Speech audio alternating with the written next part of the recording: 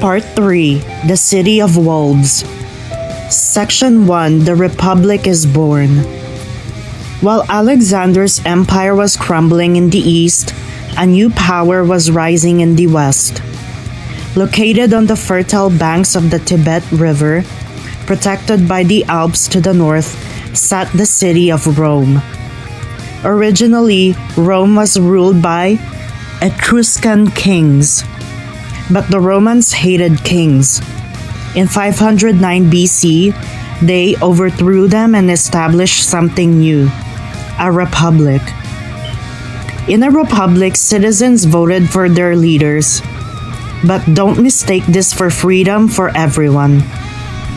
Rome was divided. You were either a patrician, a wealthy landowner who held all the power, or you were a plebeian, a common farmer or merchant fighting for scraps.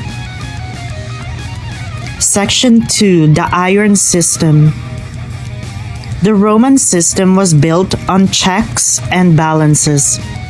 The government was run by 2 consuls who served for just 1 year. To keep anyone from becoming a king, each consul had the power to veto or block the other. But the plebeians demanded more. They forced the Senate to write down the laws on 12 stone tablets in the marketplace. These 12 tables of law were the first time the common people actually knew what the laws were. Rome was becoming a machine, and soon that machine needed to feed. Section 3: The Nightmare, Hannibal.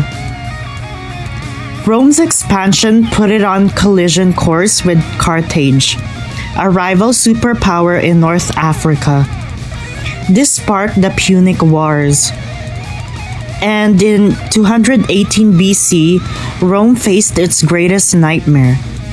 A Carthaginian general named Hannibal did the impossible. He marched an army and war elephants across the frozen Alps and into northern Italy. Hannibal ravaged Italy for years, but he couldn't conquer Rome itself. Rome eventually struck back, landing in Africa and totally destroying the city of Carthage.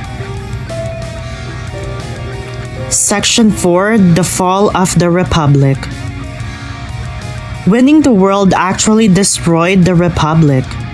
Wealthy Romans bought up huge estates called latifundia, leaving soldiers and farmers unemployed and desperate.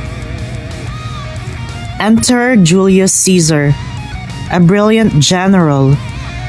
He defied the Senate and crossed the Rubicon River, marching his army on Rome itself. He was named dictator for life. He gave land to the poor and citizenship to foreigners. But the senators were terrified of his power. On March 15, 44 BC, they surrounded him in the Senate and stabbed him to death. They thought they saved the Republic. They were wrong. They had just birthed an empire. Out of the chaos of Caesar's death, his grandnephew Octavian rose to power. The Senate gave him the title Augustus. The Republic was dead. Rome was now an empire. In Part 4, we will look at the Pax Romana, the madness of emperors like Nero, and the rise of a new religion called Christianity. Subscribe to see how it all ends.